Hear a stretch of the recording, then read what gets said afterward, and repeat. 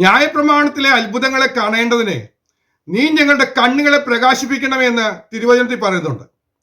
കാരണം നമ്മുടെ വേദപുസ്തകത്തിന്റെ ഒരു പ്രത്യേകത തന്നെ അത്ഭുതങ്ങളുടെ പുസ്തകമാണ്. ഒരിക്കലും വിശ്വസിക്കാൻ കഴിയാത്തത് പോലെയുള്ള അത്ഭുതങ്ങൾ. അത്ഭുതം എന്ന് പറഞ്ഞാൽ തന്നെ അവിശ്വസനീയമായ കാര്യങ്ങൾ സംഭവിക്കുമ്പോഴാണ് അത്ഭുതം എന്ന് പറയുന്നത്. അത്ഭുതങ്ങൾ കുറിച്ച് പറയുന്ന പുസ്തകമാണ് ബൈബിൾ. ഇത് വിശ്വസിക്കുകയും ആ അത്ഭുതങ്ങൾ നമുക്ക് കാണുകയും ചെയ്യണം. എങ്കിൽ മാത്രമേ നമുക്ക് ദൈവസന്നിധിയിൽ കൂടുതൽ സന്തോഷവും ഈ വചനത്തോട് നമുക്ക് പ്രിയവും വരികയുള്ളൂ. അതുകൊണ്ട് ഭക്തന്മാർ പ്രാർത്ഥിക്കുമായിരുന്നു, ന്യായപ്രമാണത്തിലെ അത്ഭുതങ്ങൾ, എഴുതി വെച്ചിരിക്കുന്ന അത്ഭുതങ്ങൾ ഞങ്ങളൊന്ന് കാണണം. മരിച്ചവൻ ഉയർത്തു എന്ന് പറയുന്ന അത്ഭുതം ബൈബിളിൽ കിടക്കുമ്പോൾ, ലാസറിനെ ഉയർപ്പിച്ചു എന്ന് പറയുന്ന അത്ഭുതം ബൈബിളിൽ കിടക്കുമ്പോൾ, കർത്താവ് ഈ നാളുകളിൽ അതെനിക്ക് കാണണം. അങ്ങേ തൊട്ടവരും അങ്ങ് തൊട്ടവരും സൗഖ്യമായി എന്ന പുസ്തകത്തിൽ കിടക്കുമ്പോൾ, ദൈവിക സ്പർശനം പ്രാപിച്ച് അനേകർ സൗഖ്യമാകുന്നത്, മുടന്തന്മാർ തുള്ളിച്ചാടുന്നത്, കുരുടന്മാർ കാണുന്നത്, ഇതെല്ലാം ഞങ്ങൾക്ക് നേരിൽ കാണണമെന്ന് ആഗ്രഹിച്ച് പ്രാർത്ഥിക്കേണ്ടത് വളരെ ആവശ്യമാണ്. അങ്ങനെയാണെങ്കിൽ രണ്ട് കാര്യങ്ങൾ നടക്കും. ഒന്ന്, നമ്മുടെ വിശ്വാസത്തിന്റെ കണ്ണങ്ങ് തുറന്നു കിട്ടും. വിശ്വാസത്തിന്റെ കണ്ണ് തുറന്നാൽ തന്നെ നമ്മുടെ അവിശ്വാസം മാറിക്കിട്ടും. നമുക്കെല്ലാം കാണുമ്പോൾ ദൈവപ്രവൃത്തി എന്താണെന്ന് നമുക്ക് തിരിച്ചറിയാനായിട്ട് കഴിയും. ദൈവപ്രവൃത്തി തിരിച്ചറിയാനായിട്ട്, ദൈവസാന്നിധ്യം തിരിച്ചറിയാനായിട്ട് നമുക്ക് കഴിയണം. ഇല്ലെങ്കിൽ നമ്മൾ പറയും ഈ ഭൂമി മുഴുവൻ ദുഷ്ടന്റെ അധീനതയിൽ കിടക്കുന്നു എന്നാണ് പറയുക. ദുഷ്ടന്റെ അധീനതയിൽ കിടക്കുന്നു എന്ന് പറയും. എന്നാൽ എപ്പോഴാണ് നമ്മുടെ കണ്ണ് തുറന്ന് ദൈവിക ദർശനം പ്രാപിക്കുന്നത്, അപ്പോൾ നമ്മുടെ ചിന്താഗതിക്ക് മാറ്റം വരും. നമുക്കറിയാം, ഉസിയാവ് മരിച്ച ആണ്ടിൽ ഒരു ദൈവിക ദർശനം പ്രാപിച്ചു. ഉയർന്നും പൊങ്ങിയുമുള്ള സിംഹാസനത്തിൽ ഇരിക്കുന്ന ദൈവത്തിന്റെ ദർശനം പ്രാപിച്ചു കഴിഞ്ഞപ്പോൾ അവിടെ വെച്ച് അദ്ദേഹം പറയുന്ന ഒരു വാചകമുണ്ട്. ആ പ്രവാചകൻ പറയുന്നത്, സർവ്വഭൂമിയും ദൈവത്തിന്റെ മഹത്വം കൊണ്ട് നിറഞ്ഞിരിക്കുന്നു എന്ന് പറഞ്ഞു. അതിന് കാരണം മനസ്സിലായി എന്ന് ഞാൻ പ്രതീക്ഷിക്കുകയാണ്. ദൈവസാന്നിധ്യം തിരിച്ചറിഞ്ഞാൽ മാത്രമേ ഈ ഭൂമിയിൽ ദൈവത്തിന്റെ മഹത്വം നിറഞ്ഞത് കാണാൻ കഴിയുള്ളൂ. ഇല്ലെങ്കിൽ നമ്മൾ എവിടെ നോക്കിയാലും ദുഷ്ടന്റെ ആധിപത്യമേ കാണുകയുള്ളൂ. അയ്യോ, ദുഷ്ടനാണല്ലോ ജയിച്ചുകൊണ്ടിരിക്കുന്നത്, ദുഷ്ട അന്ധകാര വ്യാപാരികൾക്കാണല്ലോ ജയമെന്ന് ചിന്തിച്ച് നമ്മൾ നിരാശപ്പെട്ടു പോകും. ഇത് വരാതിരിക്കണമെങ്കിൽ ഈ നാളുകളിൽ നമുക്ക് ദൈവിക ദർശനം പ്രാപിച്ചേ പറ്റുള്ളൂ. കർത്താവെ, അങ്ങയുടെ ദർശനം ഞങ്ങൾക്ക് നൽകണമേ. ഓ ഹല്ലേലൂയ. കർത്താവെ, അങ്ങേ ഒന്ന് കാണാൻ കഴിയട്ടെ, അങ്ങയുടെ ദർശനം ഞങ്ങൾക്ക് തരണമേ എന്ന് പറഞ്ഞുകൊണ്ട് നമുക്ക് ദൈവത്തോട് അപേക്ഷിക്കേണ്ടതുണ്ട്. നമ്മൾ കഴിഞ്ഞ ദിവസങ്ങളിൽ നമ്മൾ ചിന്തിച്ചുകൊണ്ടിരിക്കുന്നു. കഴിഞ്ഞ ആഴ്ചയിൽ നമ്മുടെ പ്രാർത്ഥനാ വിഷയമായിട്ട് ദൈവസഭയോട് പറഞ്ഞ വിഷയം ഇതാണ്: കരുണയ്ക്ക് വേണ്ടി നമ്മൾ പ്രാർത്ഥിക്കണം എന്ന് പറയാനിട വന്നു. അത് തന്നെ കഴിഞ്ഞ ആഴ്ചയുടെ ദിവസങ്ങളിൽ ഞങ്ങളുടെയൊക്കെ ജീവിതത്തിൽ ആവശ്യം പോലെ പ്രാർത്ഥിക്കേണ്ടി വന്നു. കരുണ ലഭിക്കാതെ ഒരു മാർഗവും ഇല്ലാത്ത രീതിയിൽ പ്രതിസന്ധിയായിരുന്നു. നമുക്കറിയാം, ഇവിടുത്തെ ഡോക്ടർ പറഞ്ഞത്, ഫ്ലൂ ഷോട്ട് എടുക്കാത്ത പലർക്കും ഫ്ലൂ വന്ന് ധാരാളം പേര് ഓരോ സീസണിലും മരിക്കാറുണ്ട്. അതുകൊണ്ടാണ് ഫ്ലൂ ഷോട്ട് എടുക്കാനായിട്ട് പറയുന്നത്. നമ്മളൊന്നും പലരും ഭൂരിഭാഗം പേരും ഫ്ലൂ ഷോട്ട് എടുക്കാറില്ല. അതുകൊണ്ട് ഡോക്ടർ പറഞ്ഞു, നിങ്ങൾ തൽക്കാലം രക്ഷപ്പെട്ടു എന്ന് വിചാരിക്കേണ്ട, അടുത്ത വർഷമെങ്കിലും ഫ്ലൂ ഷോട്ട് എടുക്കണം. കാരണം എന്താ? മരണം സംഭവിക്കാൻ സാധ്യതയുണ്ടെന്ന് പറയുന്നത്. അപ്പോൾ നമുക്ക് ലഭിച്ച കരുണ എന്ന് പറഞ്ഞാൽ മരണത്തിൽ നിന്നുള്ള നീക്കുപോക്ക് വരെ ദൈവം തന്നിട്ടുണ്ട്. അതോർത്ത് ദൈവത്തെ സ്തുതിക്കുകയാണ്. നമ്മിൽ പലരും വേണ്ട പ്രിക്കോഷൻസ് എടുക്കുന്നവരല്ല. എന്നിട്ടും ദൈവം നമ്മെ കരുണയിൽ സൂക്ഷിച്ചുവെങ്കിൽ നമ്മൾ യാചിക്കേണ്ട ഈ ആഴ്ച തന്നെയാണ്. ഈ ആഴ്ചയിൽ നമ്മൾ യാചിക്കാൻ പോകുന്നത് മറ്റൊന്നുമല്ല, കരുണയ്ക്ക് വേണ്ടി നമ്മൾ യാചിക്കാൻ പോവുകയാണ്. അതുകൊണ്ട് നമുക്ക് ഇന്ന് തിരുവചന ധ്യാനത്തിന് വേണ്ടി വായിക്കാൻ ഒരു താല്പര്യപ്പെടുന്നത് ദാനിയേലിന്റെ പ്രവചന പുസ്തകം 9-ാമത്തെ അധ്യായം 9-ാമത്തെ വാക്യമാണ്. ദാനിയേൽ പ്രവചനം 9-ാമത്തെ അധ്യായം 9-ാമത്തെ വാക്യം. ഞങ്ങൾ ദൈവമായ കർത്താവിന്റെ പക്കൽ കരുണയും മോചനവുമുണ്ട്, ഞങ്ങളോ അവനോട് മത്സരിച്ചു. നമ്മുടെ ദൈവമായ കർത്താവിന്റെ പക്കൽ നമ്മുടെ ദൈവമായ കർത്താവിന്റെ പക്കൽ കരുണയുമുണ്ട്, മോചനവും ധാരാളമുണ്ട്. പക്ഷെ നമുക്ക് കരുണ ലഭിക്കാത്തതിന് കാരണം എന്താണെന്ന് പ്രവാചകൻ ഇന്ന് ദൂതറിയിക്കുകയാണ്. കഴിഞ്ഞ നാളുകളിൽ കരുണ ലഭിക്കാതെ പോയെങ്കിൽ കരുണയും കൃപയും നിറഞ്ഞവനാണ് നമ്മുടെ കർത്താവ്. അത് നമുക്ക് നഷ്ടമായി പോയതിന്റെ പ്രധാനപ്പെട്ട കാരണം പറയുകയാണ്, ഞങ്ങളോ അവനോട് മത്സരിച്ചു. നമുക്കൊരു മത്സര സ്വഭാവം കിടക്കുന്നുണ്ട്. ദൈവത്തോടുള്ളൊരു മത്സരം കിടക്കുന്നുണ്ട്. കർത്താവിന് കനിവ് തോന്നണമെന്നുള്ളവരോട് കനിവ് തോന്നുകയും മനസ്സലിവ് തോന്നണമെന്നുള്ളവരോട് മനസ്സലിവ് തോന്നുകയൊക്കെ ചെയ്യുന്ന ദൈവമല്ലേ. അങ്ങേക്ക് വേണമെങ്കിൽ ഞങ്ങളോട് കരുണ തോന്നിക്കും എന്ന് പറയുന്ന ഒരു ചിന്താഗതി കൊണ്ട് നടക്കുക. അതാണ് പരാജയം സംഭവിക്കുന്നതിന് ഒരു കാരണം. നമുക്കൊരു മത്സരമാണ്. ഇതിപ്പോ ആരെയും കരുണയൊന്നും വേണ്ട, ഇതൊക്കെ എല്ലായിടത്തും നടക്കുന്ന കാര്യം തന്നെയാണ്. അതൊക്കെ അങ്ങ് വന്ന വഴിക്ക് പൊക്കോളും, ഇതിനെക്കുറിച്ചൊന്നും ഭാരപ്പെടേണ്ട കാര്യമില്ല എന്നൊക്കെ പറഞ്ഞ് ദൈവത്തിൽ ആശ്രയിക്കുകയോ ദൈവകരുണയെക്കുറിച്ച് ചോദിക്കുകയോ ചെയ്യാതെ നമ്മളെ മനസ്സിൽ ഒരു മത്സരം കൊണ്ട് നടക്കുന്നത് കൊണ്ട് നമുക്ക് യഥാർത്ഥത്തിൽ ദൈവകരുണ ലഭിക്കുന്നില്ല. ദൈവകരുണ ലഭിച്ചാൽ മാത്രമേ നമുക്ക് അതിന്റെ മഹാത്മ്യം മനസ്സിലാക്കാൻ കഴിയുള്ളൂ.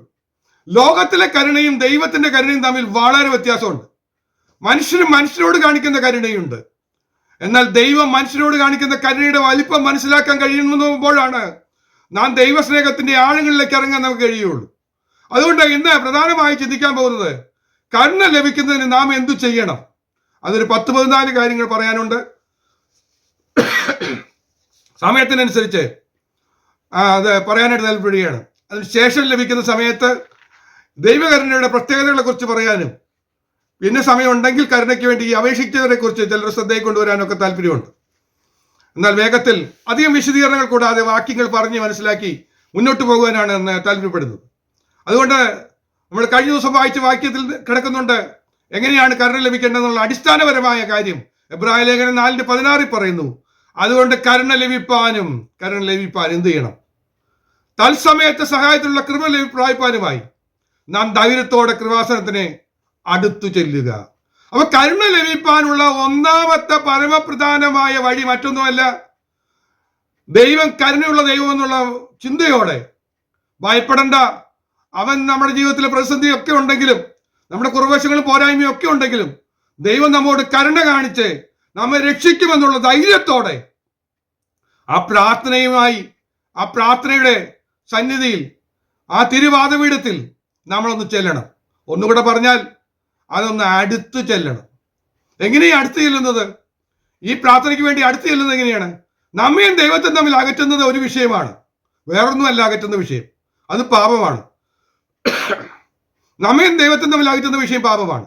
അപ്പൊ അടുത്ത് ചെല്ലണമെങ്കിൽ ആഗ്രഹിക്കുന്ന വ്യക്തി ജീവിതങ്ങൾ ആദ്യം പ്രാർത്ഥനയിൽ തുടക്കത്തിൽ തന്നെ പറയണം, കർത്താവേ എന്റെ ലംഘനങ്ങളെ ഞങ്ങളോട് ക്ഷമിക്കണമേ എന്ന് പറഞ്ഞുകൊണ്ട് നമ്മൾ പ്രാർത്ഥിക്കണം.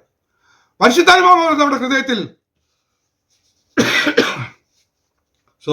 നമ്മുടെ ജീവിതത്തിൽ വന്ന പാപങ്ങളെ കുറിച്ച് ബോധം വരുത്തും. പ്രാർത്ഥിപ്പാൻ മനസ്സുള്ളവരെ വേണ്ടും പോലെ പ്രാർത്ഥിപ്പാൻ നമുക്ക് കഴിവില്ലെങ്കിലും പരിശുദ്ധാത്മാവ് നമ്മെ സഹായിച്ച് ആ വിശ്വാസത്തോടെയാണ് നമ്മൾ ചെല്ലുന്നതെങ്കിൽ ദൈവസന്നിധിയിൽ ചെല്ലുമ്പോൾ തന്നെ നമ്മുടെ ജീവിതത്തിൽ വന്ന പാപത്തെക്കുറിച്ച് ഒരു ബോധം വരും. ആ ബോധം വരുത്തുന്ന വിഷയങ്ങൾ ദൈവസന്നിധിയിൽ ഏറ്റുപറഞ്ഞ് ശുദ്ധീകരണം പ്രാപിക്കണം. അപ്പോഴാണ് നമുക്ക് ധൈര്യത്തോടെ അടുത്ത് ചെല്ലാൻ പറ്റും. ദൈവത്തോട് അടുത്ത് ചെന്നതിന് ശേഷം നമ്മുടെ റിക്വസ്റ്റ് മറ്റൊന്നും ആയിരിക്കരുത്, കർത്താവേ എനിക്ക് കരുണയാണ് ലഭിക്കേണ്ടത്. എന്താ റിക്വസ്റ്റ് ആദ്യമായിട്ട് വയ്ക്കണമെന്ന് പറയാൻ കാരണം നമ്മുടെ ജീവിതത്തിൽ വന്ന തെറ്റുകൾക്ക് തക്കവണ്ണം, നമ്മുടെ പാപങ്ങൾക്ക് തക്കവണ്ണം അവൻ നമ്മോട് പകരം ചെയ്താൽ, ഓർക്കേണ്ട വിഷയം അതാണ്, നമ്മുടെ പാപങ്ങൾക്ക് തക്കവണ്ണം അവൻ നമ്മോട് പകരം ചെയ്താൽ തീർന്നു. ആർക്കും സഹിക്കാൻ പറ്റില്ല. പാപങ്ങൾക്ക് തക്കവണ്ണം ഞാൻ ഒന്നുകൂടെ മനസ്സിലാക്കാൻ വേണ്ടി ഞാൻ പറയാം. ജസ്റ്റ് കർത്താവ് ഒന്ന് തൊട്ടാ മതി. യാക്കോബ് പിന്നെ ഞൊണ്ടി നടന്നത്, ഒന്ന് തൊട്ടേ ഉള്ളൂ, തൊടത്തിട്ട് തടം ഉളുക്കിപ്പോയി. ആ ഒരു ഉളുക്ക് ജീവിതകാലം മുഴുവൻ നടന്നു എന്ന് പറയുന്നത്. ലാസ്റ്റ് നമ്മൾ കാണുന്നത് എഴുന്നേറ്റ് നിൽക്കാൻ പോലും പറ്റുന്നില്ല. മക്കളെ അനുഗ്രഹിക്കേണ്ട ഘട്ടം വന്നപ്പോ വടിയിൽ ചാരി നിന്നുകൊണ്ട് അനുഗ്രഹിക്കുന്ന ഒരു സിറ്റുവേഷൻ ഒക്കെ കാണുന്നുണ്ട്. എന്ന് പറഞ്ഞാൽ ജസ്റ്റ് ഒന്ന് തൊട്ടാൽ തീർന്നു. ജീവിതകാലം മുഴുവൻ അത് വേദന സഹിച്ച് മുന്നോട്ട് പോയിട്ട് വരും. എന്നാൽ ഇന്ന് നമുക്ക് ഭാഗ്യം ലഭിച്ചത്, നമ്മൾ ആ കാലഘട്ടത്തിലല്ല ജീവിക്കുന്നത്, നമ്മൾ കൃപായുഗത്തിലായതുകൊണ്ട് അപ്പോഴേക്കപ്പോ നമുക്ക് ശിക്ഷ ലഭിക്കുന്നില്ല. ഉടനടി നമുക്ക് ശിക്ഷ ലഭിക്കാത്തത് കൊണ്ട് നമ്മൾ പലപ്പോഴും കരുണയ്ക്ക് വേണ്ടി പ്രാർത്ഥിക്കുന്നതിന് പകരം മത്സരിക്കുകയാണ്. എന്നാൽ അതല്ല വേണ്ടത്. ദൈവമേ, ഞാൻ ചെയ്ത തെറ്റുകൾക്ക് തക്കവണ്ണം എന്നെ ശിക്ഷിക്കല്ലേ, എനിക്ക് ആവശ്യം അങ്ങയുടെ കരുണയാണെന്ന് പറഞ്ഞുകൊണ്ട് ഒന്ന് നിലവിളിക്കാൻ കഴിഞ്ഞാൽ കർത്താവ് സ്തോത്രം നമ്മോട് അടുത്ത് വരും. അവനോട് അടുത്ത് ചെല്ലുവിൻ, അവൻ നമ്മോട് അടുത്ത് വരും. എന്തിനു വേണ്ടി അടുത്ത് വരുന്നത്? നമ്മെ കരുണയിലേക്ക് നയിക്കാൻ വേണ്ടി. ആ കരുണ എപ്പോഴാണ് നമുക്ക് ആവശ്യമുള്ളത്? തൽസമയത്ത് സഹായമായിട്ട് ആ കരുണ ലഭിക്കും. ജീവിതത്തിലെ വേദന വരുന്ന സമയത്ത്, രോഗങ്ങൾ വരുന്ന സമയത്ത്, കട്ടങ്ങൾ വരുന്ന സമയത്ത്, കർത്താവേ ഞാനിപ്പോൾ അനുഭവിക്കുന്നത് ഇന്ന എനിക്ക് ഘട്ടമാണ്, എനിക്ക് ഈ സമയത്ത് കരുണ ലഭിച്ചേ പറ്റുള്ളൂ എന്ന് പറഞ്ഞുകൊണ്ട് നമ്മൾ നിലവിളിക്കുകയാണെങ്കിൽ ആ സമയത്ത് അതിനു വേണ്ടുന്ന വിടുതൽ ദൈവം തരും. ഇത് നമുക്ക് ഒന്നാമത് വരേണ്ട വിഷയമാണ് പറഞ്ഞത്. നമ്മൾ എന്ത് ചെയ്യണം? ധൈര്യത്തോടെ കൃപാസനത്തിന് അടുത്ത് വരണം. അടുത്ത് ചെല്ലുവാനായിട്ടുള്ള വ്യവസ്ഥ ഞാൻ പറഞ്ഞു.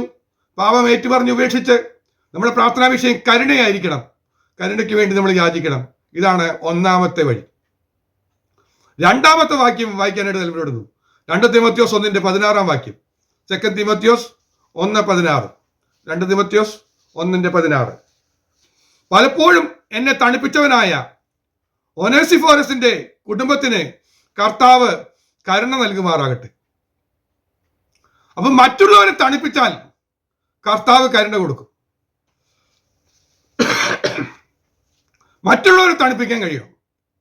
എങ്ങനെ മറ്റുള്ളവരെ തണുപ്പിക്കുന്നത്? തണുപ്പിക്കുക എന്ന് പറഞ്ഞാൽ വേറൊന്നുമല്ല, ഒരു കുടുംബത്തോട് നമുക്ക് കരുണ കാണിക്കാൻ കഴിയുന്നു. മനുഷ്യപരമായി കരുണ കാണിക്കാൻ കഴിഞ്ഞാൽ, പൗലോസിനോട് പലപ്പോഴും കരുണ കാണിച്ചു എന്ന് പറഞ്ഞാൽ പൗലോസിന്റെ പല ആവശ്യങ്ങൾക്കും ഈ പ്രിയ കുടുംബം പലപ്പോഴും സഹായിച്ചു. തന്റെ പ്രതിസന്ധിയിൽ ആ സഹായിച്ചത് തനിക്ക് തണുപ്പ് പോലെ ഫീൽ ചെയ്തു. ഭയങ്കര ചൂടെടുക്കുന്ന സമയത്ത് ഒന്ന് ആ തണുത്ത കരം വെക്കുമ്പോൾ ഉണ്ടാകുന്ന ഒരു സുഖം പോലെ ആ പ്രതിസന്ധിക്ക് ഒരു ആശ്വാസം ലഭിക്കുന്ന വിധത്തിൽ കരുണ കാണിച്ചു. ചില കുടുംബത്തോടൊന്ന് കരുണ കാണിക്കാൻ നമുക്ക് കഴിഞ്ഞാൽ നിശ്ചയമായും ദൈവം അവർക്ക് കരുണ നൽകും. നമ്മൾ കരുണ ലഭിക്കണമെങ്കിൽ, ദൈവകരുണ ലഭിക്കാൻ പ്രാർത്ഥന മാത്രം പോരാ, നമ്മുടെ വ്യക്തിപരമായ ജീവിതത്തിലും ദൈവം നമുക്ക് കാണിച്ച കരുണ നാം മറ്റുള്ളവരോട് കാണിക്കാൻ തയ്യാറാകണം. നമുക്കറിയാം, 10,000 താലന്ത് കടപ്പെട്ടവനോട് ക്ഷമിച്ചു. അവൻ 100 താലന്ത് കടപ്പെട്ടവനോട് കരുണ കാണിക്കാൻ മനസ്സില്ലാതെ വന്നപ്പോൾ അവനെ വീണ്ടും ദണ്ഡിപ്പിക്കാൻ ഇടവരുന്നത് നമ്മൾ തിരിച്ചറിയുന്നുണ്ടല്ലോ. ആ ഉപമയെ പറയുന്ന കാര്യങ്ങൾ നമുക്ക് ഓർമ്മയുണ്ടല്ലോ, ഞാൻ വിശദീകരിക്കുന്നില്ല. നമുക്ക് ലഭിച്ച കരുണ ഒരു 10,000 താലന്തിന്റെ കരുണയാണ്. എന്നിട്ടും നമ്മൾ മറ്റു പലരോടും കരുണ കാണിക്കാതെ നമ്മളോട് ചില കടപ്പാടുകൾ, നമ്മളോട് ചില വൈരാഗ്യം കാണിച്ചു, അല്ലെങ്കിൽ നമ്മളോട് സ്നേഹമില്ലാതെ പെരുമാറി എന്ന എന്തെങ്കിലും കാരണം പറഞ്ഞുകൊണ്ട് നമ്മൾ അവരോട് കരുണ കാണിക്കാതിരിക്കുന്നുവെങ്കിൽ അത് വലിയ ശിക്ഷയ്ക്ക് കാരണമായി തീരും. അങ്ങനെ വരാതിരിക്കണമെങ്കിൽ അതെല്ലാം മറന്ന് ദൈവം നമ്മളോട് കാണിച്ച കരുണയെ മാത്രം ഓർത്തുകൊണ്ട് മറ്റുള്ളവരോട് കരുണ കാണിപ്പാനായിട്ട് നാം ഉത്സാഹിക്കണം. ചില കുടുംബങ്ങളോട് കരുണ കാണിക്കാൻ തയ്യാറായാൽ നമ്മുടെ കുടുംബത്തിനും കർത്താവിന്റെ കരുണ ലഭിക്കും. അപ്പോൾ വ്യക്തിപരമായി മാത്രമല്ല, ഒരു കുടുംബത്തിന് കരുണ ലഭിക്കണമെങ്കിൽ, എൻ്റെ കുടുംബത്തിന് കരുണ ലഭിക്കണമെങ്കിൽ ഞാൻ ചില കുടുംബങ്ങളോട് കരുണ കാണിക്കണം. അവരുടെ പ്രതിസന്ധിയുടെ ഘട്ടത്തിൽ കുഴപ്പമില്ല എന്ന് പറയുന്നതല്ല, കരുണ കാണിക്കാൻ പറ്റുന്ന വിധത്തിൽ അവരോട് കരുണ കാണിക്കണം. ഞാനിങ്ങനെ ചിലപ്പോൾ പറയാറുണ്ട്, ഒരു റൈഡ് കൊടുക്കാൻ പറ്റിയാൽ അതുപോലും, അവരുടെ അത്യാവശ്യ ഘട്ടത്തിൽ ഒരു റൈഡ് കൊടുക്കാൻ പറ്റിയാൽ അതുപോലും ദൈവം കണക്കിട്ട് ദൈവത്തിന്റെ കരുണ അതിന്റെ പേരിൽ ലഭിക്കാനിട വരും. ദൈവം കരുണയും കൃപയും നിറഞ്ഞവനാ, ഇഷ്ടം പോലെയുണ്ട്. അതുകൊണ്ട് അവൻ ധാരാളമായി നൽകിത്തരും. നീ 1 തിമോത്തിയോസ് 1:13 വായിക്കുന്നു. ഇങ്ങനെയാണ് 1 തിമോത്തിയോസ് 1:13. മുമ്പേ ഞാൻ ദൂഷകനും ഉപദ്രവിയും നിഷ്ഠൂരനുമായിരുന്നു, എങ്കിലും അവിശ്വാസത്താൽ അറിയാതെ ചെയ്തതാകൊണ്ട് എനിക്ക് കരുണ ലഭിച്ചു. നമ്മൾ അറിയാതെ ചെയ്ത തെറ്റുകളുണ്ട്. അവിശ്വാസത്തിന്റെ കാലത്തിൽ ഉണ്ടായിരുന്ന പല കാര്യങ്ങളുണ്ട്. അത് ദൈവം കണക്കിടാതെ ദൈവം നമുക്ക് കരുണ നൽകി. അതാണ് നമ്മൾ രക്ഷയിലേക്ക് വരാനായിട്ട് കാരണമുണ്ടായത്. എന്നാൽ അറിയാതെ ചെയ്തതൊക്കെ ഏറ്റുപറയുമ്പോൾ കരുണ ലഭിക്കും. കർത്താവേ, ഞാൻ അറിഞ്ഞോണ്ടല്ല, എൻ്റെ ജീവിതത്തിൽ ഞാൻ മനഃപൂർവ്വം അല്ല കർത്താവേ, എന്നാലും പെട്ടെന്ന് ആ സാഹചര്യത്തിൽ ഞാൻ പറഞ്ഞു പോയതൊരു നുണയായിപ്പോയി. ഞാൻ അങ്ങനെ ചെയ്യാൻ പാടില്ലായിരുന്നു. പെട്ടെന്ന് ഞാൻ ഒന്നും ഓർക്കാതെ ചെയ്തത് റോങ് ആയിപ്പോയല്ലോ, കർത്താവേ എന്നോട് ക്ഷമിക്കണമെന്ന് പറഞ്ഞ് ഏറ്റു പറയുമ്പോൾ അറിയാതെ ചെയ്തതാകൊണ്ട് കരുണ ലഭിക്കും. പക്ഷെ ഒറ്റ വ്യവസ്ഥയുള്ളൂ, നമ്മൾ ഏറ്റു പറഞ്ഞ് ശുദ്ധീകരണം പ്രാപിക്കേണ്ടത് ആവശ്യമാണ്. 4-ാമത്തത് വായിക്കാം. 1 കൊരിന്ത്യർ 7:25. കന്യകമാരെ കുറിച്ച് എനിക്ക് കർത്താവിന്റെ കൽപ്പനയില്ല.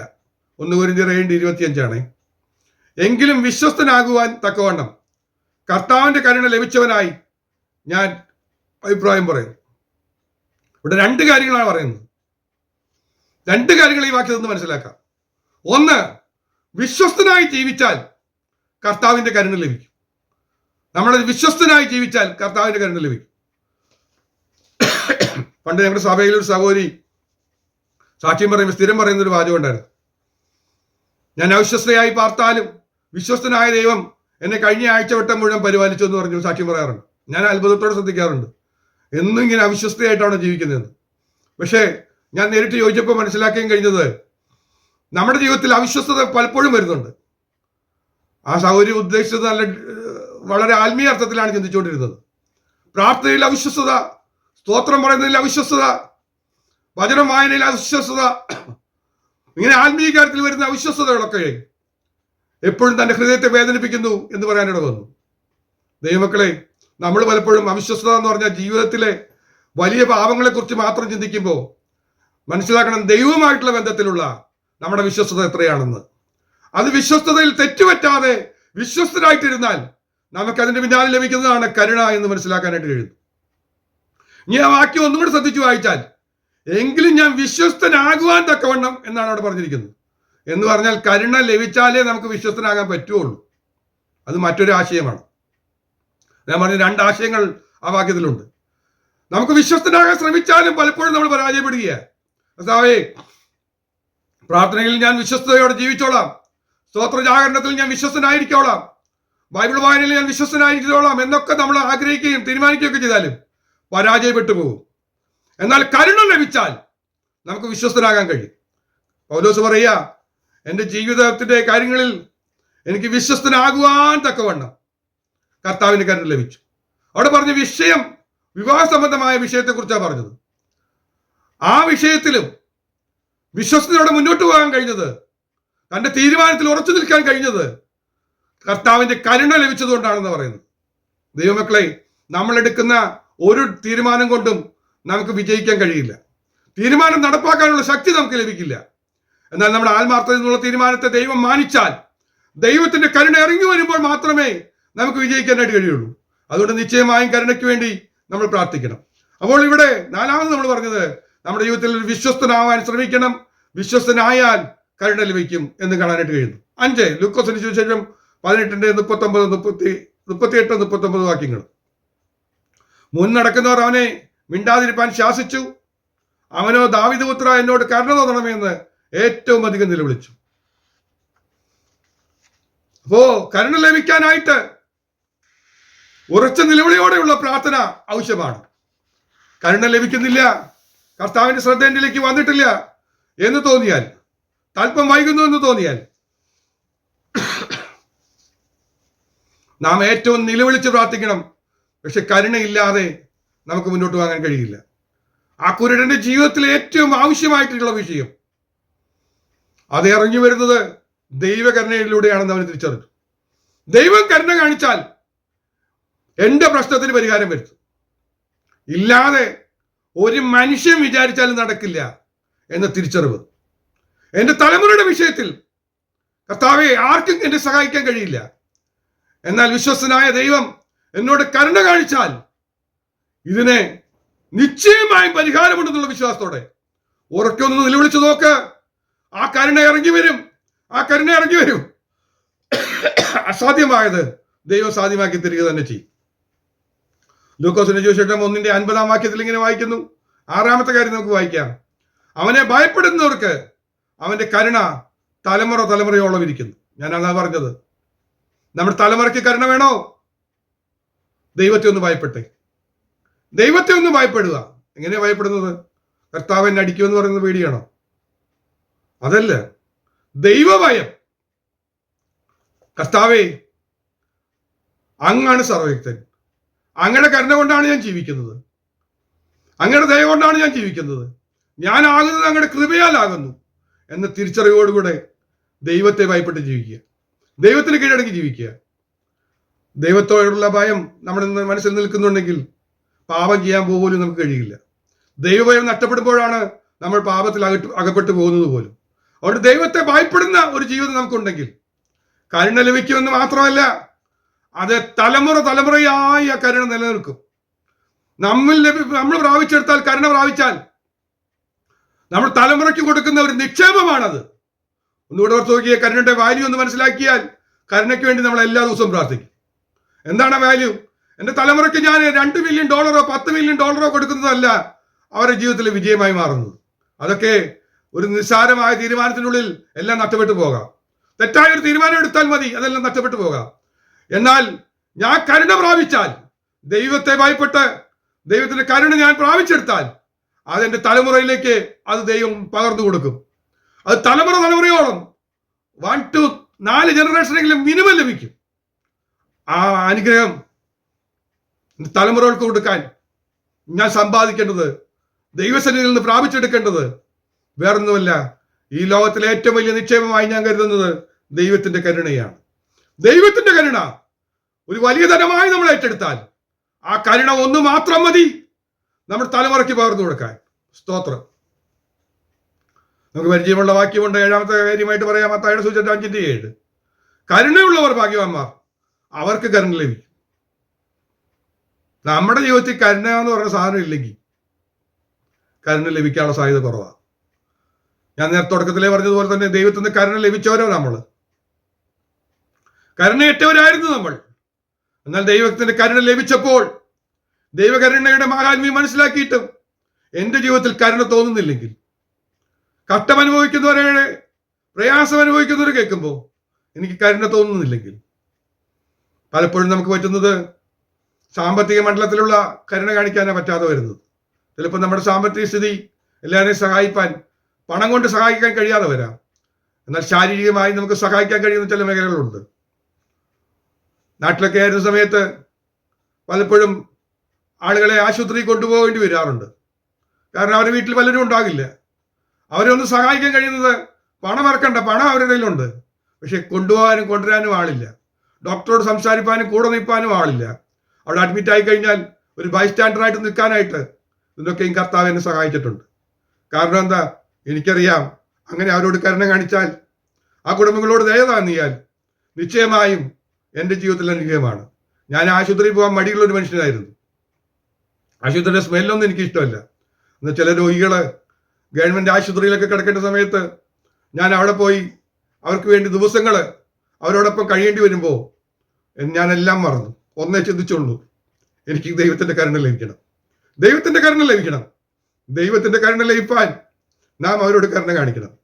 നമ്മുടെ ജീവിതത്തിൽ നാം കരുണ കാണിക്കുന്നതാണ്. വിലാപങ്ങളിൽ പറയുന്ന വാക്യം നമ്മൾ മറന്നു പോകരുത്. നാം മുടിഞ്ഞു പോകാതിരിക്കുന്നത് യഹോവയുടെ ദയയാകുന്നു, അവന്റെ കരുണ തീർന്നു പോയിട്ടില്ലല്ലോ. അവന്റെ കരുണ തീർന്നു പോയിട്ടില്ല. അത് രാവിലെ തോറും പുതിയതും നിന്റെ വിശ്വസ്തത വലുതുമാകുന്നു. കാരണം അത് തീർന്നു പോയിട്ടില്ല. ആ കരുണ ലഭിച്ചാൽ നാം മുടിഞ്ഞു പോകുകയില്ല. മുടിഞ്ഞു പോകാതിരിക്കണമെങ്കിൽ കരുണ ലഭിച്ചേ പറ്റുള്ളൂ. അതുകൊണ്ട് കരുണ ലഭിക്കാനുള്ള സർവ്വ വഴിയും നമ്മൾ ഉപയോഗിക്കണം. പ്രാർത്ഥന മാത്രമായി നമ്മൾ മാറരുത്. വിശ്വസ്ത ജീവിതം നയിപ്പാൻ, ദൈവത്തെ ഭയപ്പെട്ട് ജീവിപ്പാൻ എല്ലാം നമ്മൾ പരിശ്രമിക്കണം. എങ്ങനെയും കരുണ സമ്പാദിച്ചേ പറ്റുള്ളൂ. കാരണം ഏറ്റവും വലിയ നിക്ഷേപമാണ് ദൈവത്തിന്റെ കരുണ. അത് വലിയ അളവിൽ നേടിയെടുക്കാൻ ദൈവമക്കളെ നമ്മൾ ഉത്സാഹിക്കണം. 8-ാമത്തെ കാര്യം വായിക്കുക, യെശയ്യാപ്രവചനം 55:7 വാക്യം. ദുഷ്ടൻ തന്റെ വഴിയെയും നീതികെട്ടവൻ തന്റെ വിചാരങ്ങളെയും ഉപേക്ഷിച്ച് യഹോവയിലേക്ക് തിരിയട്ടെ, അവൻ അവനോട് കരുണ കാണിക്കും. നമ്മുടെ ദൈവത്തിലേക്ക് തിരിയട്ടെ, അവൻ ധാരാളം ക്ഷമിക്കും. അപ്പൊ ഒരു കാര്യം ഇവിടെ പറയുന്നത് എങ്ങനെയാണ്, നമ്മുടെ വഴിയിൽ വന്നിട്ടുള്ള നീതികേടും ദുഷ്ടമായ വഴികളിലേക്കൂടെ പോയ ആ പ്രാതകളുമെല്ലാം, അങ്ങനെയുള്ള നമ്മുടെ വിചാരങ്ങളുമെല്ലാം ഉപേക്ഷിച്ച് ദൈവത്തിലേക്കൊന്ന് തിരിയണം. എന്ന് പറഞ്ഞാൽ എന്താ ദൈവത്തിലേക്ക് തിരിയാന്ന് പറഞ്ഞാൽ, നമ്മുടെ പുതിയ നിയമ ഭാഷയിൽ പറഞ്ഞ മാനസാന്തരപ്പെടണം. മാനസാന്തരപ്പെട്ടാൽ അവൻ അവനോട് കരുണ കാണിക്കും എന്ന് പറഞ്ഞ് നമ്മൾ ഒരിക്കൽ മാനസാന്തരപ്പെട്ടു. നമ്മുടെ സാധാരണക്കാർ പറയുന്ന പോലെ വീടി വലി മാറ്റി, കള്ളുകൂടി മാറ്റി, തിയേറ്ററിൽ പോയി സിനിമ കാണൽ മാറ്റി, വെള്ളവസ്ത്രം ധരിക്കാൻ തുടങ്ങി, ക്ലീൻ ഷേവ് അടിച്ചു, ഇതൊക്കെയാണ് നമ്മുടെ മാനസാന്തരമായി കണക്കാക്കുന്നത്. ഇതല്ല മാനസാന്തരം. അത് മാനസാന്തരത്തിന് ഫലമായി കാണിക്കുന്ന ചില കാര്യങ്ങളാണെന്ന് മാത്രമേ ഉള്ളൂ. മാനസാന്തരം എന്ന് പറഞ്ഞാൽ ദൈവത്തിലേക്ക് തിരിയണം. നമ്മുടെ വിഷയം മുഴുവൻ ദൈവികമായിട്ട് മാറണം. നമ്മെ നയിക്കുന്നത് എൻ്റെ ദൈവമാണെന്നും എനിക്ക് ജീവിക്കാൻ കഴിയുന്നത് ദൈവമാണെന്നും ദൈവസഹായം വേണമെന്നും ദൈവം ഉണ്ടെന്നും ദൈവം വിശ്വസ്തനാണെന്നും ദൈവം അത്ഭുതങ്ങളെ പ്രവർത്തിക്കുന്നതിനാണെന്നും ഒക്കെ മനസ്സിലാക്കി ആ ദൈവത്തിലേക്ക് പൂർണ്ണമായി മനസ്സ് തിരിയണം.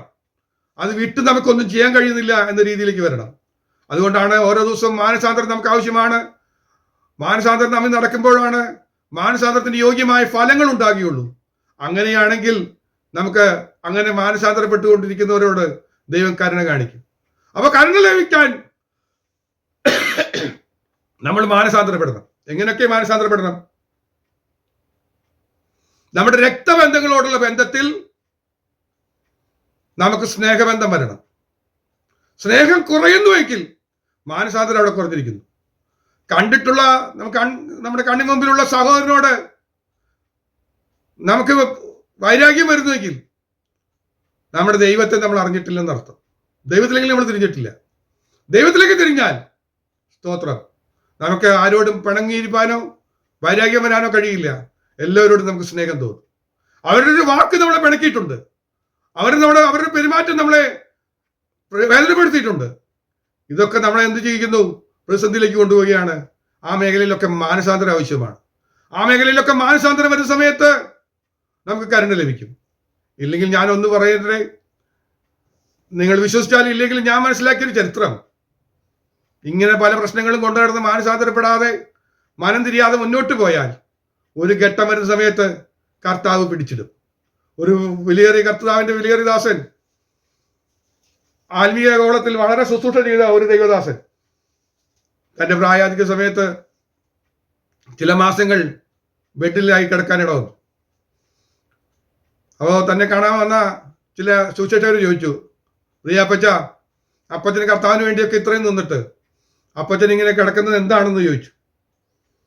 ഈ ഒരു കിടപ്പിന്റെ അവസ്ഥ വന്നല്ലോ, എന്താ ഇങ്ങനെ കിടക്കേണ്ടി വന്നതെന്ന് ചോദിച്ചപ്പോൾ അദ്ദേഹം പറഞ്ഞു, മകനെ, എനിക്കും വേണ്ടേ നിത്യതയിലേക്ക് പ്രവേശിക്കണ്ടേ, എനിക്ക് മാനസാന്തരം വരണ്ടേ. എന്നെ അവിടെ കൊണ്ട് ശിക്ഷിക്കാനല്ല, എന്നെ ഇവിടെ ഇട്ട് ഒരുക്കിക്കൊണ്ടിരിക്കുകയാണ്. ആ ഒരുക്കത്തിന് ഞാൻ പൂർണ്ണമായി വിധേയപ്പെടുവാൻ വേണ്ടി ഓരോ അവസരങ്ങൾ കാണിച്ചുകൊണ്ടിരിക്കുകയാണ്. ഞാൻ യഥാസ്ഥാനപ്പെട്ടുകൊണ്ടിരിക്കുകയാണ്. പൂർണ്ണമായി ഞാൻ ആ അനുഭവത്തിൽ എത്തിക്കഴിയുമ്പോൾ എനിക്കറിയാം എൻ്റെ കർത്താവ് എന്നെ വിളിക്കും. അത് ദീർഘമാക്കാതിരിക്കാൻ വേണ്ടി നിങ്ങളും കൂടെ പ്രാർത്ഥിക്ക്, കർത്താവിലേക്ക് ഞാൻ പൂർണ്ണമായി ഒന്ന് മാറട്ടെ എന്ന്. ഇത്രയും നാൾ പ്രസംഗിച്ചു നടക്കുകയും ഇത്രയും നാളെ എല്ലാവരെയും ഉപദേശിക്കുകയും ചെയ്ത ഒരു ഭക്തനെന്നും വിശുദ്ധനെന്നും ലോകം വിധി എഴുതിയ വ്യക്തിക്ക് പോലും ചില ഘട്ടങ്ങളിൽ വേണ്ടി വന്നു. കാരണം തൻ്റെ ജീവിതത്തിൽ നിഗളവും ഉന്നതഭാവവും പലതും തന്നെ സ്വാധീനിച്ചിരുന്നു എന്നാണ് അദ്ദേഹം പറയുന്നത്. ഇതുപോലെയുള്ള പ്രതിസന്ധി വരാനുള്ള കാരണമുള്ളത് കൊണ്ട് ദൈവത്തിലേക്ക് നേരെ എളുപ്പത്തിൽ ഒട്ടും വൈകാതെ വേഗത്തിൽ തിരിഞ്ഞ്, കാരണം നമ്മൾ പ്രാപിക്കുന്നതാണെന്ന് ലഭിക്കുന്നത് അങ്ങനെയാണെങ്കിൽ അവൻ ധാരാളം ക്ഷമിക്കുന്ന പറഞ്ഞു. ആ ക്ഷമ നമ്മൾ ഇപ്പോഴേ പ്രാപിച്ചെടുക്കണം. അത് ലഭിക്കുന്നത് എങ്ങനെയാണ്? കരുണയിലൂടെയാണ്. അത് നമ്മുടെ ജീവിതത്തിലെ വിജയമായി മാറും. 9ാമത്തെ കാര്യം വായിക്കാൻ പോവുകയാണ്. യെശയ്യാപ്രവചനം 30:19 വാക്യം. യെരൂശലേമിലായ സിയോൻ നിവാസികളെ, ഇനി കരഞ്ഞുകൊണ്ടിരിക്കേണ്ട. നിങ്ങളുടെ നിലവിളിയുടെ ശബ്ദത്തെങ്കിൽ അവന് നിശ്ചയമായും കരുണ തോന്നും. അത് കേൾക്കുമ്പോൾ തന്നെ അവന് ഉത്തരം വരുള്ളൂ. ഇന്നൊരു വാക്തത്വം തരികയാണ്. എന്താ വാക്തത്വം തരുന്നത്?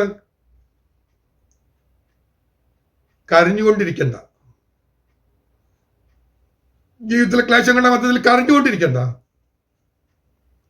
നമ്മുടെ കരച്ചിൽ കാണുമ്പോൾ മനസ്സലിയുന്നൊരു ദൈവം, നമ്മൾ പ്രാർത്ഥിച്ചില്ലെങ്കിൽ പോലും കരുണ കാണിക്കുന്ന ദൈവം നമ്മുടെ കരച്ചിൽ കാണുമ്പോൾ നിലവിളിയുടെ ശബ്ദത്തെങ്കിൽ നിശ്ചയമായും അവന് കരുണ തോന്നും.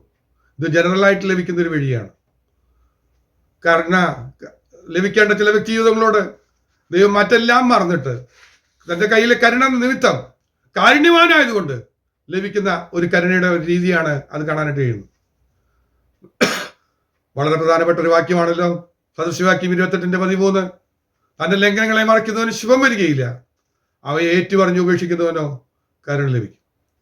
അപ്പോൾ നമ്മൾ നേരത്തെയൊക്കെ പറഞ്ഞു, പാവങ്ങളെ ഉപേക്ഷിക്കണം, ദൈവത്തിലേക്ക് തിരിയണമെന്നൊക്കെ പറഞ്ഞു. പക്ഷെ ഒരു കാര്യമുണ്ട്, അവിടെ പ്രത്യേകം പറയാണ്, ലംഘനങ്ങളെ മറയ്ക്കാൻ പാടില്ല, ഏറ്റുപറഞ്ഞ് ഉപേക്ഷിക്കണം.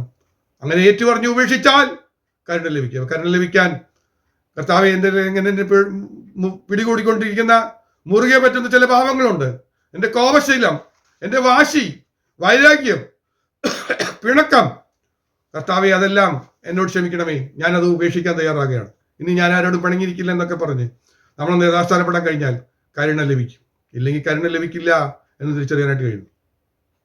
32-ാം സങ്കീർത്തനത്തിൽ നമ്മൾ വായിക്കുന്നു, അവിടെ ആ ഭക്തൻ പറയുന്നു, താനിതെല്ലാം മറച്ചു വെച്ചു, ലംഘനങ്ങളെ ഏറ്റു പറഞ്ഞില്ല. അങ്ങനെ വന്നപ്പോൾ സംഭവിച്ച കാര്യം പറയുന്നുണ്ട്. എൻ്റെ അസ്ഥികളിൽ ഞരക്കം വന്നു, വേദന വന്നു, ഭയങ്കര പ്രതിസന്ധിയിലും കഷ്ടങ്ങളിലും വന്നു.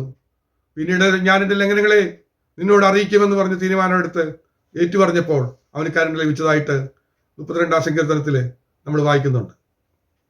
അതുപോലെ ദൈവമക്കളെ, നമ്മൾ കരുണയ്ക്ക് വേണ്ടി ദൈവത്തോട് യാചിക്കേണ്ടത് ആവശ്യമാണ്. 11-ാമത്തെ കാര്യം ഞാൻ വായിക്കാൻ പോവുകയാണ്. ഗലാത്യ ലേഖനം 6:16. ഈ ന്യായപ്രമാണം അനുസരിച്ച് നടക്കുന്ന ഏവർക്കും ദൈവത്തിന്റെ ഇസ്രായേലിനും സമാധാനവും കരുണയും ഉണ്ടാകട്ടെ. അപ്പൊ വചനം അനുസരിച്ച് നടന്നാൽ കരുണ ലഭിക്കും. ആരൊക്കെയാണോ വചനം അനുസരിച്ച് നടക്കുന്നത്? ഇസ്രായേലിന് മാത്രമല്ല കിട്ടാൻ പോകുന്നത്. ആരൊക്കെ വചനം അനുസരിച്ച് നടക്കുന്നു ഏവർക്കും കരുണ ലഭിക്കുമെന്നാണ് പറഞ്ഞിരിക്കുന്നത്. വചനം അനുസരിപ്പാൻ വേണ്ടി ഒരു വ്യഗ്രത നമ്മുടെ മനസ്സിലുണ്ടാകണം. നമ്മൾ വചനം അനുസരിക്കാറുണ്ടോ? അന്ന് രക്ഷിക്കപ്പെട്ട സമയത്ത് ചില വചനങ്ങൾ നമ്മൾ പാലിച്ചതല്ലാതെ ഇപ്പൊ കേൾക്കുന്ന വചനം ഒന്നും നമ്മൾ അനുസരിക്കാൻ തയ്യാറല്ല. നമ്മളത് കേട്ട് അത് കൊള്ളാം, അനുസരിച്ചാൽ നല്ലതാ എന്നൊക്കെ പറഞ്ഞ് മാർക്കിടുക എന്നല്ലാതെ ഒരാള് പോലും അതിന് വിധേയപ്പെടാറില്ല. അതാണ് വലിയ പരാജയമായിട്ട് ആത്മീയഗോളത്തിൽ സംഭവിച്ചിരിക്കുന്നത്. അവിടെ നിന്ന് നമുക്ക് ജയം ലഭിക്കണോ? ഒരു വഴിയേ ഉള്ളൂ. വചനം നമ്മെ ഓർപ്പിച്ചുണർത്തുമ്പോൾ പരമാർത്ഥമായ ഹൃദയത്തെ പരിശുദ്ധാത്മാവ് തട്ടി ഉണർത്തി പറയുകയാണ്, ഇന്നത് നീ പ്രമാണിക്കണം, ഇന്ന രീതിയിൽ നീ മുന്നോട്ട് പോകണമെന്ന് പറയുമ്പോൾ അതനുസരിപ്പാനായിട്ട് നമ്മൾ ഉത്സാഹം കഴിക്കാതെ കരുണ ലഭിക്കില്ല. കരുണ ലഭിക്കാനുള്ള വഴികളാണത്. യോവേൽ പ്രവചനം 2:13 വാക്യം. യോവേൽ 2:13. വസ്ത്രങ്ങൾ എല്ലാ ഹൃദയങ്ങളെ തന്നെ കീറി നിങ്ങളുടെ ദൈവമായ യഹോവയുടെ അടുക്കിലേക്ക് തിരുവിൻ. അവൻ കൃപയും കരുണയും ദീർഘക്ഷമയും മഹാദയും ഉള്ളവനല്ലോ. അവൻ അനർത്ഥത്തെക്കുറിച്ച് അനുദപിക്കും. അപ്പൊ അനർത്ഥം വരും, നമ്മുടെ ജീവിതത്തിൽ കഷ്ടം വരും. ജയിക്കണോ? കരുണ വേണം. യഹോവയുടെ അടുക്കിലേക്ക് നമ്മൾ തിരിയണം. എങ്ങനെയാണ് യഹോവയുടെ അടുക്കിലേക്ക് തിരിയേണ്ടത്? നേരത്തെ പറഞ്ഞു മാനസാന്തരത്തിലൂടെ തിരിയണമെന്ന്. ഇവിടെ പറയുകയാണ്, വസ്ത്രങ്ങളല്ല ഹൃദയങ്ങളെ തന്നെ കീറി ദൈവത്തിലേക്ക് തിരിയണം. അങ്ങനെ തിരിഞ്ഞ് ദൈവത്തിന്റെ അടുക്കിലേക്ക് നമ്മൾ കടക്കണം. വസ്ത്രങ്ങളെയല്ല, ഹൃദയങ്ങളെയാണ് തിരിയുന്നത്. പഴയ നിയമകാലത്തിലെ അന്നത്തെ ഭക്തന്മാർ ചെയ്തിരുന്നൊരു കാര്യമാണ്, അവർക്ക് കുറ്റബോധം തോന്നുന്ന സമയത്ത്, ദൈവസന്നിധിയിൽ നിലവിളിക്കുന്ന സമയത്ത് വസ്ത്രം കീറി തല മുടി പിച്ച് ചീന്തി അവര് വികൃതമായ രൂപത്തിലേക്കൊക്കെ മാറിയിട്ട് അങ്ങ് നിലവിളിക്കും. അയ്യോ, ഒരു ഭ്രാന്തനെ പോലെ അവർ നിലവിളിക്കും. കരുണ തോന്നണമെന്ന് പറഞ്ഞ് അവർ നിലവിളിക്കും. കർത്താവ് പറയാ, അതൊരു ഫാഷനായി മാറിയ ഒരു കാലഘട്ടം വന്നപ്പോൾ പ്രവാചകൻ വിളിച്ചു പറയാ, നിങ്ങൾ എന്നെ വസ്ത്രം കീറിയിട്ട് ദൈവത്തിന്റെ മുന്നിൽ ഞാൻ തോറ്റു, കർത്താവെ എന്നെ രക്ഷിക്കണമെന്ന് പറയുന്ന ഒരു നാടകമൊന്നും കളിക്കണ്ട. നിങ്ങൾ ഹൃദയങ്ങളെയാണ് കീറേണ്ടത്. ഹൃദയത്തിൽ അതുപോലെ ഒരു കീറൽ വരണം. കർത്താവേ, അയ്യോ ഞാൻ തകർന്നിരിക്കുന്നു എന്ന് പറയത്തൊക്കെ വേണം. ഹൃദയങ്ങളെ കീറി ദൈവത്തിലേക്ക് തിരിയണം. അവൻ കൃപയും കരുണയും ദീർഘക്ഷമയും മഹാദയും ഉള്ളവനാണ്. നമ്മുടെ അനർത്ഥത്തെക്കുറിച്ച് വരുത്തിയ അനർത്ഥമൊക്കെ മാറ്റുന്നതാണ്. നല്ലൊരു ഉദാഹരണമാണ് യോനയുടെ പുസ്തകത്തിൽ കിടക്കുന്നത്. അവിടേക്ക് ഞാൻ ഇന്ന് കിടക്കുന്നില്ല, സമയം തീരുകയാണ്. 2 വാക്യം കൂടെ വായിച്ച് ഞാനിവിടെ നിർത്താൻ പോവുകയാണ്. 2 ദിനവൃത്താന്തം 30:9 വാക്യം. നിങ്ങൾ യഹോവയിലേക്ക് വീണ്ടും തിരിയുന്നുവെങ്കിൽ. അപ്പൊ എന്തെങ്കിലും ഒന്ന് തിരിഞ്ഞൊന്നും പറഞ്ഞിരിക്കരുത്. അതാ പറഞ്ഞത്, വീണ്ടും തിരിയണം. നിങ്ങളുടെ സഹോദരന്മാരും പുത്രന്മാരും തങ്ങളെ ബദ്ധരാക്കിക്കൊണ്ടവരോട് കരുണ ലഭിച്ച് ഈ ദേശത്തിലേക്ക് മടങ്ങി വരും. അപ്പൊ നമുക്കൊരു മടങ്ങി വരവ് ആവശ്യമുണ്ടെങ്കിൽ, ചില നന്മയിലേക്ക് മടങ്ങി വരണമെങ്കിൽ അതിനുള്ള വഴി മറ്റൊന്നുമല്ല, കരുണയാണ്. കരുണയിലൂടെയാണ് നന്മയിലേക്കുള്ള വഴി വരുന്നത്. നിങ്ങളുടെ ദൈവമായ യഹോവ കൃപയും കരുണയും ഉള്ളവനല്ലോ. നിങ്ങൾ അവന്റെ അടുക്കിലേക്ക് തിരിഞ്ഞു വരുന്നുവെങ്കിൽ അവൻ നിങ്ങളെ നോക്കാതെ വണ്ണം മുഖം തിരിച്ചു കളയുകയില്ല. കരുണ ലഭിക്കാതെ മുഖം തിരിച്ചു കളഞ്ഞിരിക്കുന്ന ചില സന്ദർഭങ്ങൾ നമ്മുടെ ജീവിതത്തിൽ വന്നിട്ടുണ്ട്. കർത്താവേ, ഇതുവരെ കരുണ ലഭിച്ചില്ലല്ലോ എന്ന് പറയുന്നതിന് കാരണം നിങ്ങൾ യഹോവയിലേക്ക് വീണ്ടും ഒന്നുകൂടെ തിരിയണം. പണ്ട് തിരിഞ്ഞത് പോരാ, നിങ്ങൾ വീണ്ടും ഒന്നുകൂടെ തിരിയണം. അവന്റെ അടുക്കിലേക്ക് തിരിഞ്ഞു വരുന്നു എങ്കിൽ, പൂർണ്ണമായി അവൻ ആഗ്രഹിക്കുന്ന വിധത്തിൽ നമ്മൾ ഒന്ന് ടേൺ ചെയ്തു വന്നെങ്കിൽ, എവിടുന്നാ ടേൺ ചെയ്തു വരേണ്ടതെന്ന് അറിയാമോ? പ്രപഞ്ചമോഹങ്ങളിൽ നിന്ന്, ഈ ലോക ഇമ്പങ്ങളിൽ നിന്ന് ഉയരത്തിലുള്ളതിലേക്ക്, ആത്മീകമായതിലേക്ക് നമ്മൾ തിരിഞ്ഞു വരുമ്പണം. അങ്ങനെ വരുമ്പോ അവൻ നമ്മളെ നോക്കാതെ വേണം മുഖം തിരിച്ചു കളയില്ല. അവൻ നമ്മെ കാണും. അവൻ നമ്മളോട് കരുണ തോന്നുകയും ചെയ്യും. കരുണ ലഭിക്കാനുള്ള വഴിയാണ്. 2 വാക്യം കൂടെ വായിച്ച് ഞാൻ ഇവിടെ നിർത്താൻ പോവുകയാണ്. ആവർത്തന പുസ്തകം 13-ാം വാക്യം. യഹോവ തന്റെ ഉഗ്രകോപം വിട്ടുതിരിഞ്ഞ് നിന്നോട് കരുണയും കനിവും കാണിക്കേണ്ടതിനും. അപ്പോ കഴിഞ്ഞ നാളിൽ ചിലപ്പോ ഉഗ്രകോപം വരത്തക്കവണ്ണം നാം ദൈവത്തിലേക്ക് തിരിയാതെ മുന്നോട്ട് പോയാൽ കരുണയ്ക്ക് പകരം നിൽക്കുന്ന സാധനമെന്നാണ്. കരുണ ലഭിച്ചില്ലെങ്കിൽ വരുന്ന വിഷയം മറ്റൊന്നുമല്ല, ഉഗ്രകോപമാണ്. ഉഗ്രകോപം. നിന്നോട് കരുണയും കനവും കാണിക്കേണ്ടതിനും നിന്റെ പിതാക്കന്മാരോട് സത്യം ചെയ്തതുപോലെ നിന്നെ വർദ്ധിപ്പിക്കേണ്ടതിനും ശപഥാർപ്പിതമായ യാതൊന്നും നിന്റെ കയ്യിൽ പറ്റിയിരിക്കരുത്. കരുണ ലഭിക്കണോ? ദൈവഹിതമില്ലാത്തതൊന്നും നമ്മുടെ കയ്യിൽ പാടില്ല. നാട്ടിലൊക്കെ നമുക്കറിയുന്നതാണ്, ജോലി ലഭിച്ച പലരും ചെയ്തിരുന്നൊരു കാര്യം ഉണ്ടായിരുന്നു. ജോലിയോടൊപ്പം ശമ്പളം മാത്രം പോരാ, അവർക്ക് കൈക്കൂലിയും കൂടെ വേണം. ഒരിക്കൽ ഞാനൊരു വിശ്വാസിയോട് ചോദിച്ചു, എന്തിനാ കൈക്കൂലി മേടിക്കുന്നതെന്ന് ചോദിക്കാനിടവന്നു. അദ്ദേഹം PWDയിൽ ഒരു ഉദ്യോഗസ്ഥനായിരുന്നു.